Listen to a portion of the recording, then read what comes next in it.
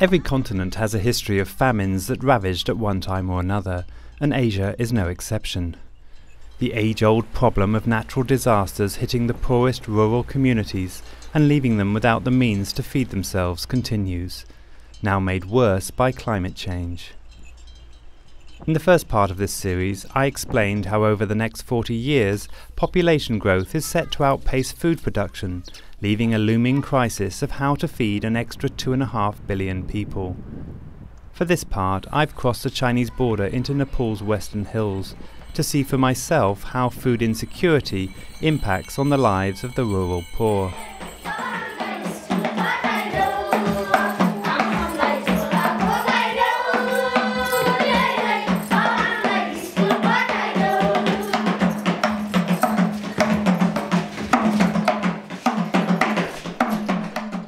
5 years ago, Nepal emerged from a decade-long civil war that broke down infrastructure and slowed development.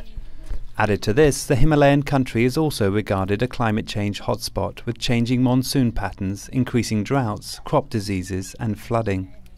In the villages above the deep valleys that bring life to those who live along the banks, the land is getting drier and farmers are only able to produce enough food to sustain them for 3 to 6 months of the year. The lean season has just begun in Dolpa district, and in the hillside village of Jafal, Dantakumari Dangi is worried about how she will feed her 3 children. We have very little rainfall now. There's drought. We have land but no rain, so we can't grow crops. My parents say that they had surplus when they were growing up. They had enough to sell, but it's getting worse now. I don't know why it doesn't rain. It's all about the sky. Maybe there isn't enough water in the sky. They say they had a lot of rain in the past. But the people are cutting down trees now as the population is growing. Maybe that's the reason we have so little rainfall. I don't know how it was when I was little, but from the time I remember, this is how my parents have brought us up. It's always been a difficult life.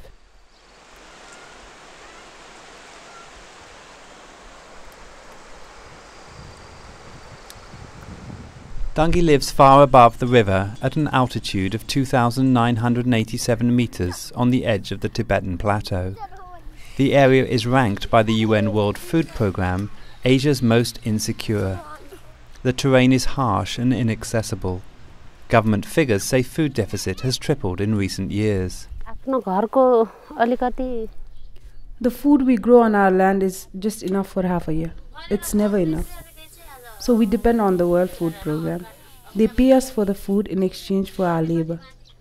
We buy some from the Food Corporation. It's been like this for some 15 years. Our parents say there used to be sufficient food in the past. The World Food Programme pays each family 4 kilograms of rice per day for labor, for digging roads or irrigation canals.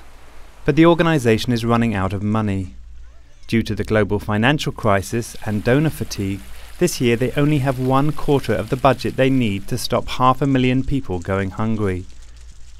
Nepal's World Food Programme country representative Nicole Manaj explains. Yeah, well, we do feel that there's a risk that some will go hungry because we don't have enough assistance. It is very difficult to meet the needs of those we think that we should.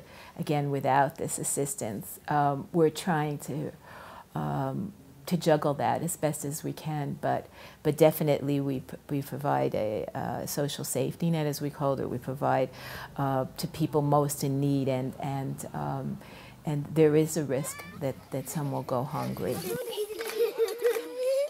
The poverty in the region also means low literacy. Children walk hours to fetch drinking water instead of going to school.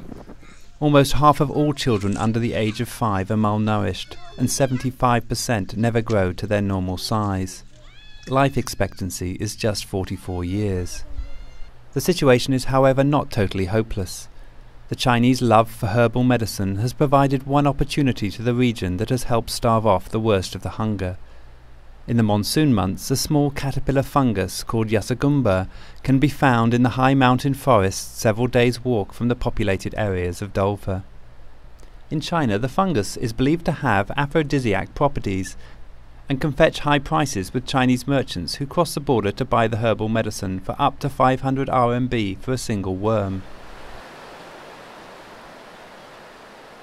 Walking through a small hillside community, I met Padam Kumari, who explained to me her predicament.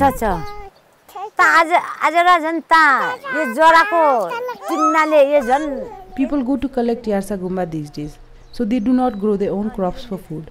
It is always the same from the time of our parents. There is not much to grow. If it rains, we can grow food, but it does not. We try to sieve the seeds 3 times, but if it still does not grow, then we don't have food to eat for that year. We had enough food in the past, but nowadays World Food Program and government provides the food. And if it does not rain and we don't have support from the World Food Program or the government, we have to live with empty stomachs. If people have grain, they will eat the grains. But if we don't have grains, we will survive by 1 piece of bread a day until the food is grown. This year's grain will last just for 2 months. Then we will run out. Both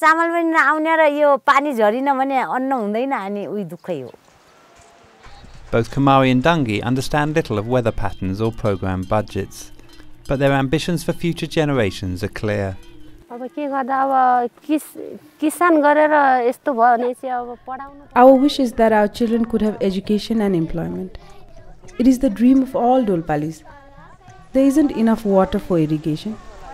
It might have been possible closer to the rivers. The very river flows down there, but the land is up here in the mountains. So it's difficult to get irrigation for the farmlands.